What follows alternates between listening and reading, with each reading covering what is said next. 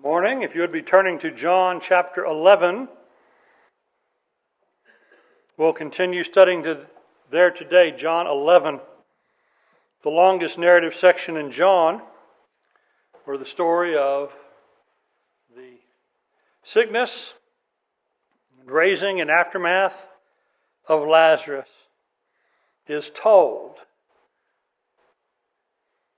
We recall this began when the sisters sent word, Mary and Martha, the sisters of Lazarus, sent word to Jesus that the one whom he loved was sick. And the appeal was made on that basis, not how much they all loved Jesus, which they did, but on how much Jesus did love them. And Jesus said some interesting things over the next day or two or three before they went down there. Jesus told his apostles that the sickness would not end in death, but to the glory of God, that the Son of God may be glorified thereby. Well, by the end of this, the Son of God is greatly glorified among believers and sought all the more to be killed by the unbelievers. But the sickness did not end in death. There was a death, but that was not, of course, the end of the story. The resurrection is the story. And so for a bit, his apostles misunderstood those things. And so Jesus had to tell them, as it is down in verse 14, yes, our friend Lazarus is really dead, Jesus said, but I am glad for your sakes that I was not there, so that you may believe. But let us go to him, that you may believe. This is the apostles, and we're 6 months from the end of the ministry of Jesus. Did they not believe yet? How many times have they confessed their belief? How many times have they followed him as believers? Yet Jesus says here, so that you may believe. Sometimes when we talk about belief, we're not talking about just initial obedience. We're talking about continuing trust. We're talking about continuing to follow and follow in a stronger way. Like the man famously asked of Jesus, he said, Lord, I believe, help my unbelief. We could always do with some more belief. So could the apostles. And so as we've gone through the guided tour of belief, as we've entitled this entire study of the Gospel of John, it's not just so that everybody who says, well, I believe, I'm done. Okay, I'll just check out on that. And Jay, let me know when you get to the end of the series. And I can tell you, and honestly, and earnestly, I don't know when the end of the series will be. This is only the 37th lesson. It is. And we're in John 11. We're going to be here a while, working on belief every step of the way. Because when did we have enough? When do we have enough? When can we click that box and go, belief check, done with that? No, we're not going to be done with that. And so, this was for the apostles' belief. It's for our belief. And it is to the glory of God. We have been taking this in 5 sections. Last week we had Lazarus. We saw he was sick, he was asleep, he was dead. This week we're going to talk about the second part. I am the resurrection and the life, verses 17 to verse 27. We're going to see the sisters having a shared confidence, even in spite of the death of their brother. We're going to find the marvelous promises of Jesus, and we're going to have Mary making an absolutely wonderful confession. After that, we'll come to maybe the most famous words other than don't judge and God so loved the world, but the words Jesus wept. In our next lesson, then Jesus will raise Lazarus and he will be hated all the more for it. So, Jesus, the resurrection and the life. Let's start in verse 17. We'll read down to verse 27. That is our text today. So when Jesus came, he found that he had been, Lazarus, had been already in the tomb 4 days. Now Bethany was near Jerusalem, about 2 miles off. And many of the Jews had come to Martha and to Mary to console them concerning their brother. Martha, therefore, when she heard that Jesus was coming, went to meet him, but Mary stayed at home.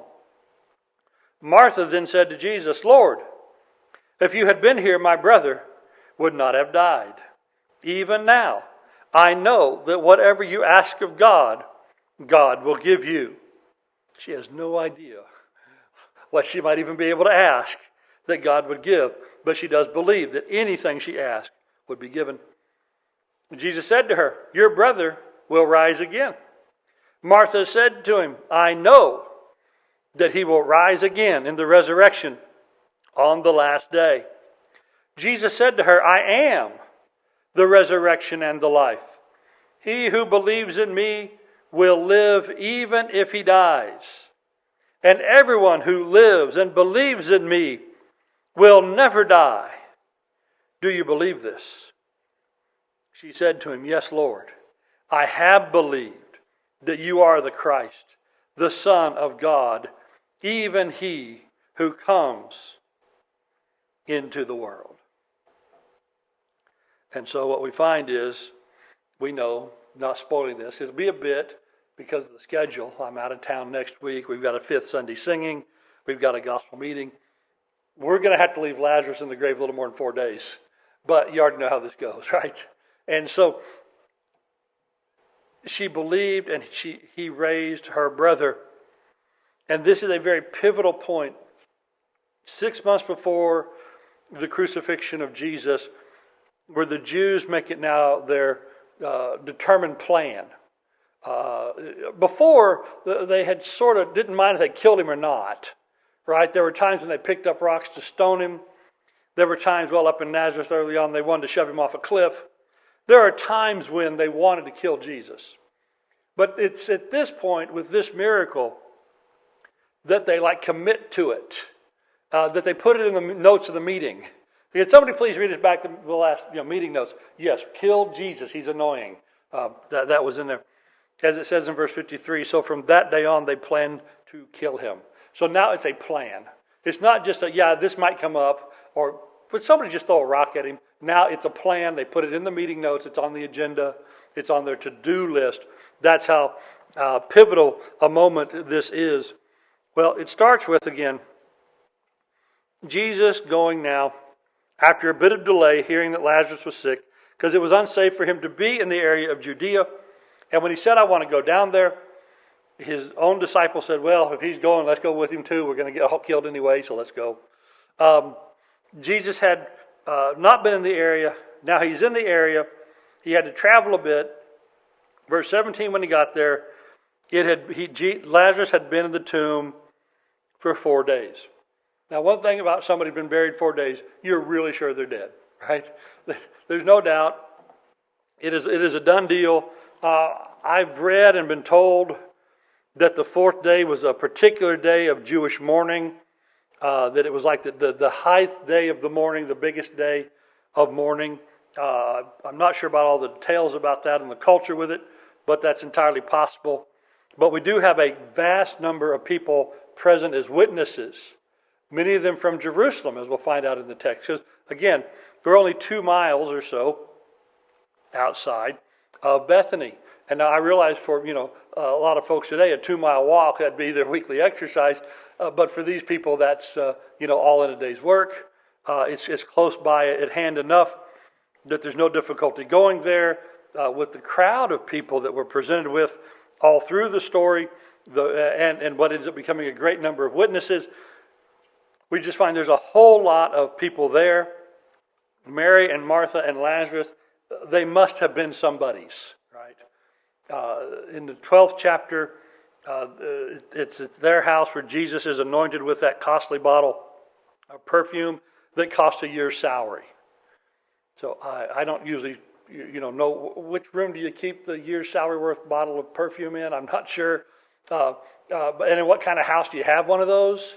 But this is not an insignificant place. This is not an unknown place. These are known people. These are people of some wealth, prominence, and position in society, especially in this little village, but well known to the people in Jerusalem as well nearby. It would be, I must imagine that there's some connection between Lazarus and either the leading Pharisees or the leading priest or the leading merchants, the leading somebodies, for them to have this prominence and wealth and to live live there in the suburbs just outside Jerusalem. So Again, verse 19, many of the Jews. Again, speaking to the prominence of the family, speaking all the more of the witness that the resurrection of Lazarus would have been. Everybody would have known he was dead. Everybody will know he's alive. It's an easily checkable fact afterwards. Just walk over to, Bethany 2 miles away, or wait till he comes into town on whatever their business is. It's an undeniable, powerful sign.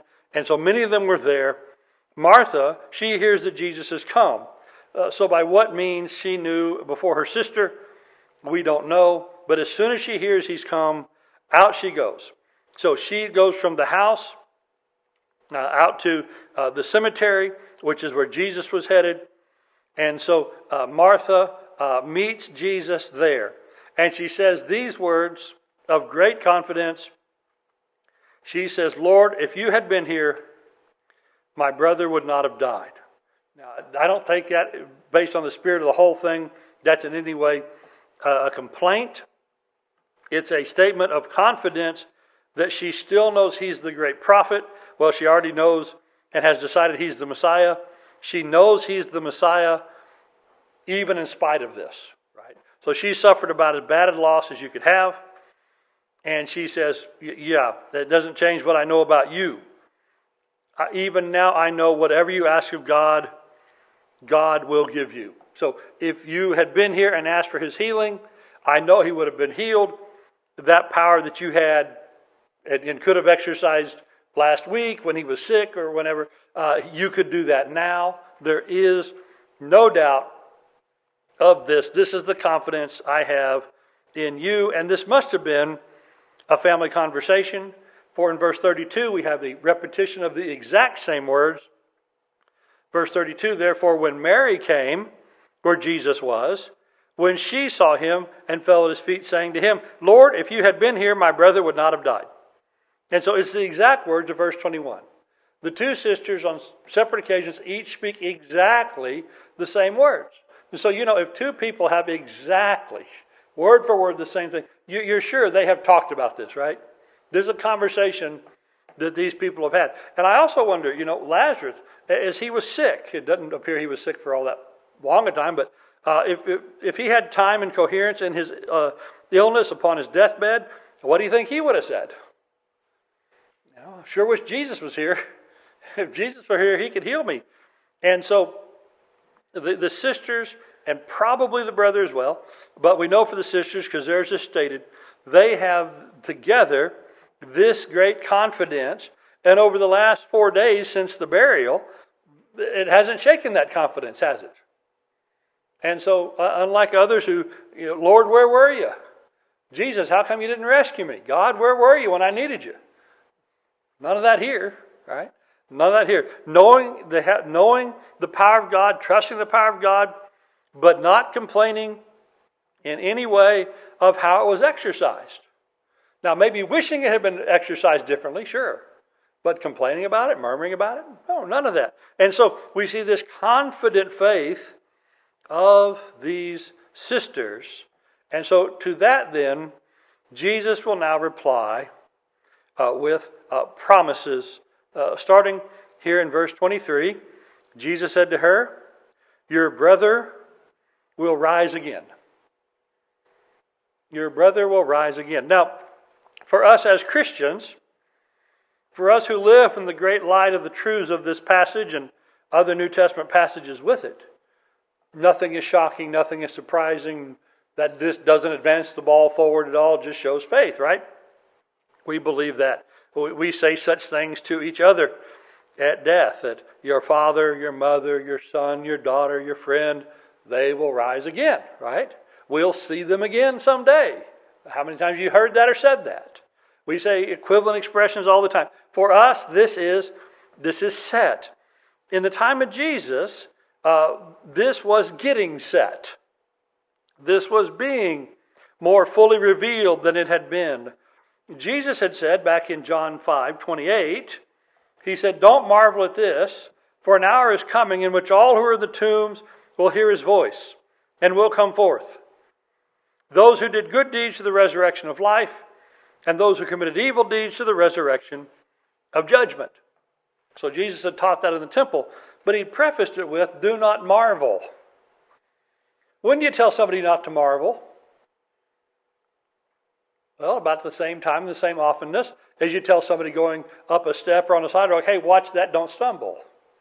Right? When do we tell somebody, watch that, don't stumble? When do we tell somebody, watch it, it's low hanging?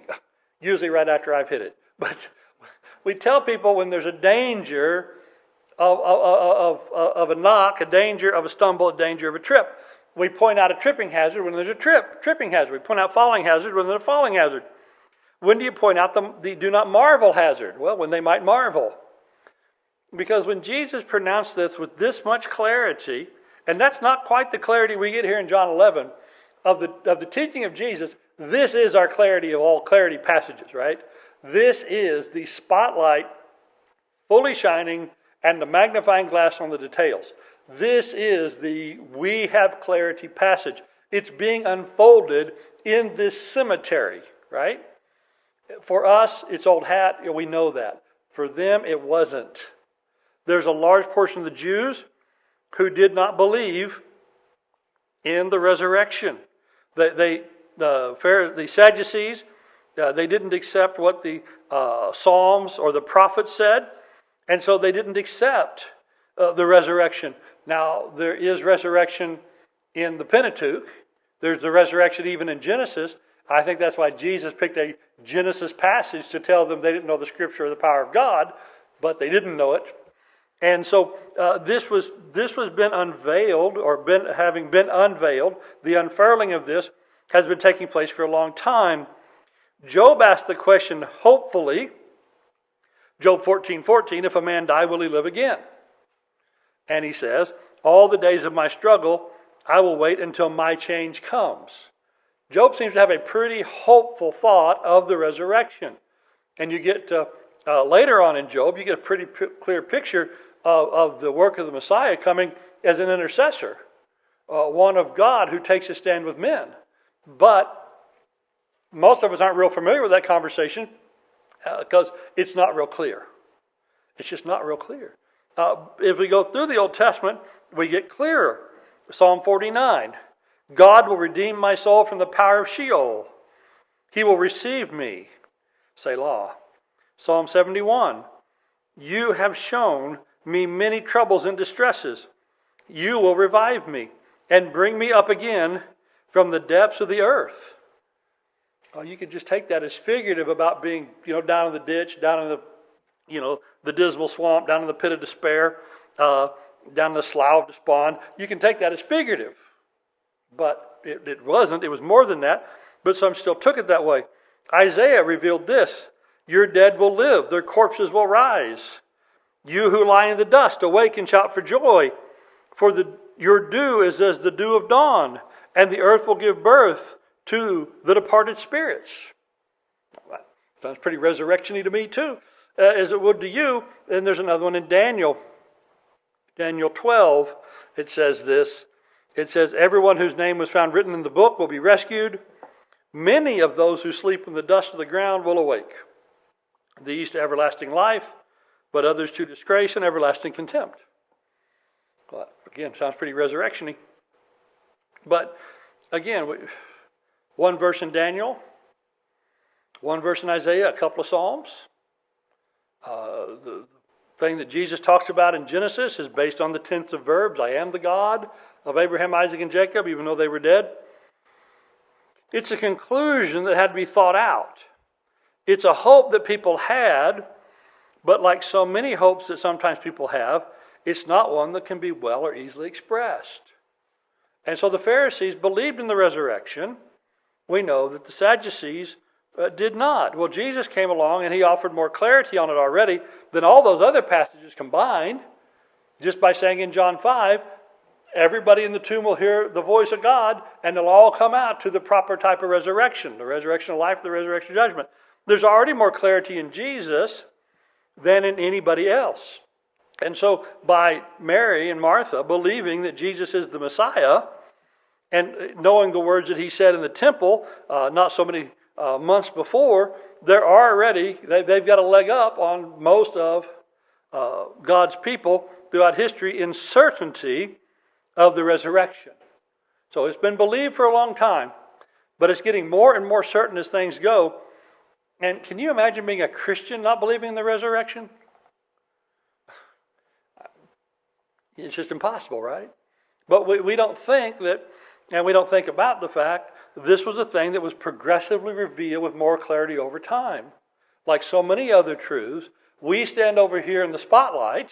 We stand over here where the light's been fully on for a good while. Our eyes are fully adjusted to it, and we sometimes forget the troubles that people in the past would have had seeing these things under the lesser revelation that they had. And so, Jesus says, your brother will rise again. She says, I know that he will. Verse 24, I know he will rise again on the resurrection of the last day.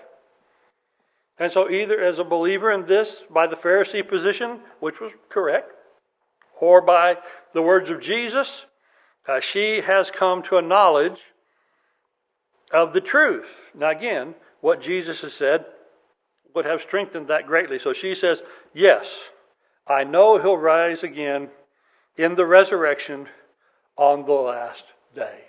And that's exactly, again, what we still tell one another when we go to places such as they were, a cemetery, and we say, yeah, this is not the end.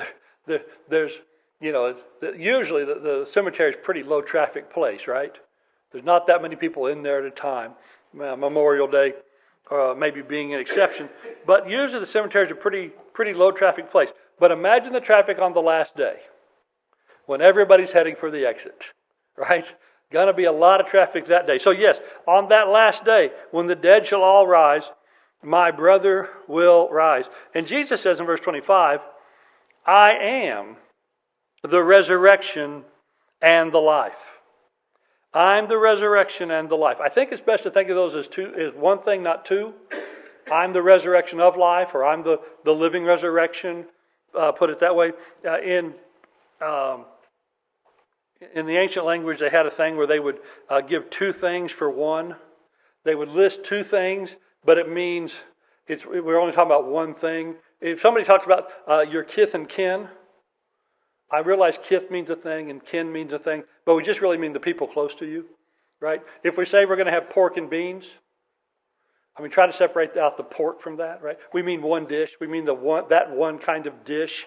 If we say part and parcel, we don't mean, okay, what's the part of it, what's the parcel? We mean one thing, right? Same here, I think. When it says resurrection, I'm the resurrection and the life, it's one thing that he is. It's given in two descriptors, but it's one thing. I think the next, because this is one of the I am statements of Jesus, of which, of course, there's 7 famous ones. I'm the bread of life, the light of the world, the door of the sheep, the good shepherd, the true vine, but also he is the way, the truth, and the life.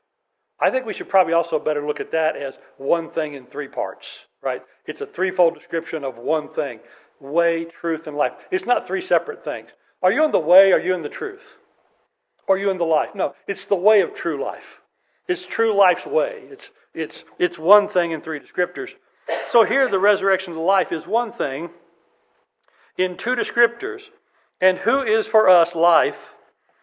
Who is for us resurrection? Who is our resurrection of life? It's Jesus. It's not just Jesus here in the cemetery. Again, it's big promise in the cemetery. It's not just that your brother will rise again at some unknown but certain date of the future, but he's going to say your brother's going to be risen now by my power, but all those at the end will be also raised by the same power as my power. I have the power of life and resurrection.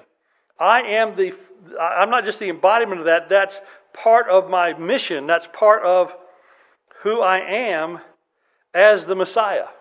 Now, that's a big claim. Bigger the claim, the bigger the proof, right? Well, what's the big proof? Again, not to give it away because we already know. What's the big proof? That he's actually the resurrection of life. He's going to raise a guy to life, right? And so that he is. And so it's not just, Jesus says, that you should believe that there is a resurrection at the last day. You should believe that. But you should believe that I'm that. I'm the cause of that. I'm the reason for that. That resurrection's about me. And isn't that last resurrection about Jesus? I mean, after all, what's the whole world for? Colossians 1, this world was made for him, through him, and by him. But for him is important, right? This world is not here randomly. This world is here for Jesus.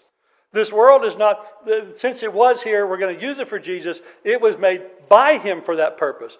And it wasn't just that it was made by him for that purpose and he's going to use it, but it was made through him. Jesus is on every molecule of this place. It's for him, through him, and by him. And the great end of the thing, again, is for, through, and by him. This resurrection business, just as all of life business, is a Jesus business. So everyone, he says, he who believes in me will live even if he dies. And so the life I'm giving isn't stopped by physical death. The life of Jesus, that Jesus promises his people, physical death does not affect it. Physical death is a result of sin. Jesus came to conquer sin, destroy the works of the devil. The last enemy to be conquered, 1 Corinthians 15, is death. That intermediate victory of death, that death currently has won over many saints. As we have 6 saints now, physical death is winning in the life of all of us to some degree. I mean, who's healthier now than a decade ago? Some of y'all might have had a big thing a decade ago, and now you're better. But over the long haul, which way is it going to go with physical death? Right? One of the things I know I do as a preacher on a semi-regular basis is what? I do funerals, right? It's one of the things I do. I probably could come up with a real close number to tell you how many of them I've done. And I expect to do some more. For some of y'all probably know I expect to do yours. You go, wow, Jay. The thing is, though, I expect to have one too. I don't yet know who's going to do that. Henry, I might tap you if I last long enough. But I got one too. Somebody's going to do mine. But that intermediate imposition of physical death doesn't affect the resurrection and life that Jesus promised. He will live in me even if he dies. So this death will be a temporary thing. This death will be an interregnum. It won't be the end. Just like the whole story of Lazarus, it does not end in death.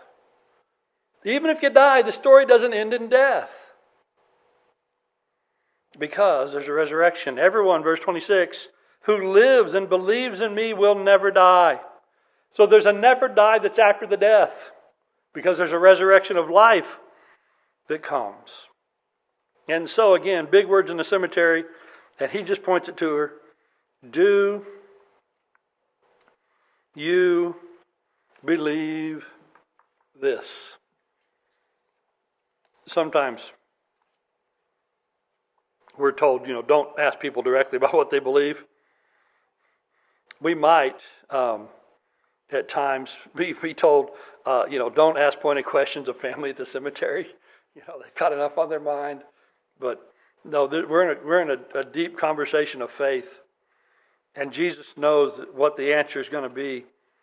Jesus knows he can safely ask this one. And I think that's a good pointer as well.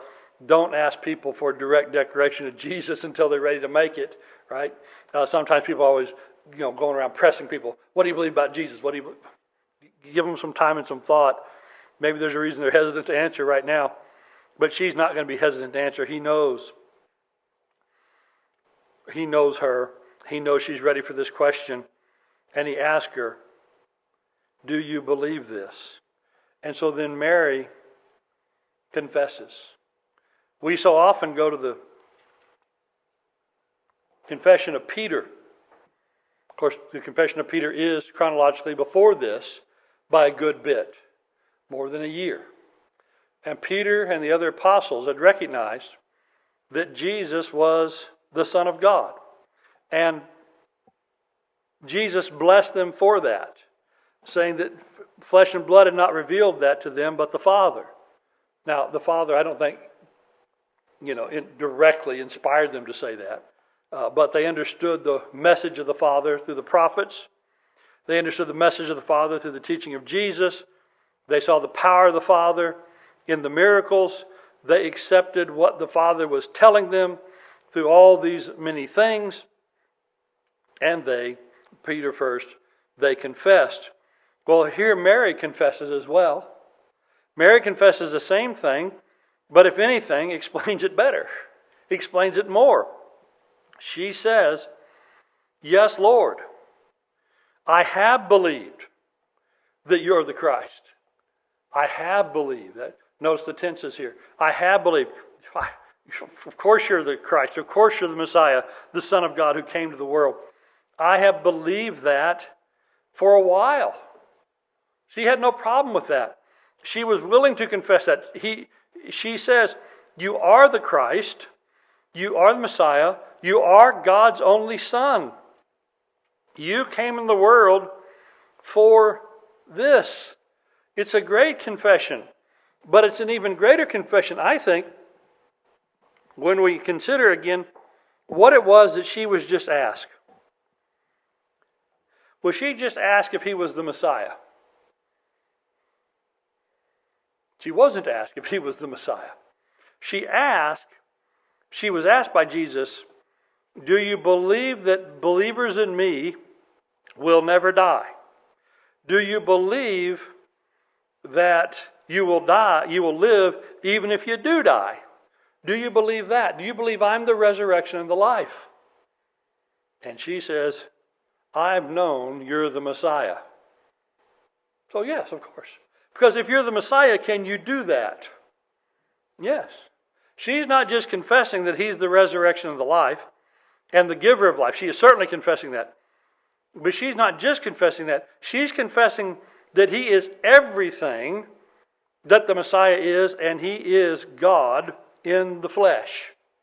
Everything we're asked to believe in John, everything the Gospel of John is written to get us to believe, she says right there in the cemetery, I believe it. Now, after the overall, the spectacle, the shocking thing of Lazarus being raised from the dead and walking out of the tomb, how many people would maybe say these words? Well, a lot of them. But she doesn't say this after Lazarus is raised. When does she say this? Well, it's before Lazarus is raised. This is her firm conviction, standing in a cemetery nearby to where her brother is buried, when she's sure that Jesus could have saved him if he'd been there. And she says, you're the Messiah, the Son of God. And so in this, she stands exactly where we stand. She stands in the place of the still living, contemplating the future resurrection of their beloved people, contemplating the fact that, if she's by Lazarus' grave, where's her grave? It's going to be over there too, right? That's one of the things about people who live in a place for a long time. They not only know where their people are buried, most of them got a spot picked out for them too, right? I don't have one of those yet. I've moved around too much. Someday I'll get around to buying one, hopefully before it's too late. But it must be a sobering thing to know that's my spot. Well, she knows where her spot is, and she knows where her brother's spot is. And her confession that he has all the power, that he is the Son of God walking around on the earth, that he can raise the dead, I believe that just because you said it. She hadn't seen him do that. She heard a story or two, I'm sure, the other, the widow of Nain's son and the little girl several years back. But Jesus doesn't go around raising the dead every day, right? And here he is standing in a cemetery with her before there's any hint to her of what he's going to do. And she says, yes, you are the resurrection and life standing in front of me right here among all these tombs. You are the one who has the power of life and death. I believe that you have that, even though we're standing right here at the graveside of my brother. I believe that. And that's pretty amazing. We have the benefit of the testimony of how this all plays out, plus Jesus' own resurrection and the wholeness of the gospel. And we still sometimes, don't we, when we're standing in a cemetery, we have a little trouble sometimes with all of this. Hopefully we don't. Hopefully it's our great and continual comfort. But she is standing there in the cemetery saying that before all of that we get that gives us clarity. She's got this man who wasn't there to heal her brother, but could have been. This man who says all these things, but really hasn't shown it yet. And she believes it. She's seen enough. We who have the record of so much more, the inspired testimony, we have so much more than she does. And we definitely ought to be able to say it too, right? That I believe that you are the Christ, the Son of God, even he who comes to the world. We can certainly make that confession, can't we? If we trust the testimony of God, if we'll put our faith and our trust in him. And Mary and Martha, they certainly do. And they teach us how to do it. And so, as John says, I write these things so that you may believe. As Jesus said before he went on this trip to his apostles, he said, I'm doing this so that God may be glorified and so you might believe. And the big demonstration of that is just around the corner. They're already the spot where the demonstration is going to happen, but there's a little bit more first that's highly revealing of the person and character of Jesus before we get to that. So with that, we'll close today's consideration of John 11, ending in verse 27, with this confession. Yes, Lord, I believe that you're the Christ, the Son of God, even he who comes into the world. With that same confession, let us go out into the world. If today you need to come make that confession so that you may be baptized and added to him, come make it. If you need to make confession of sin to return to him, do that as well. As together we stand and sing.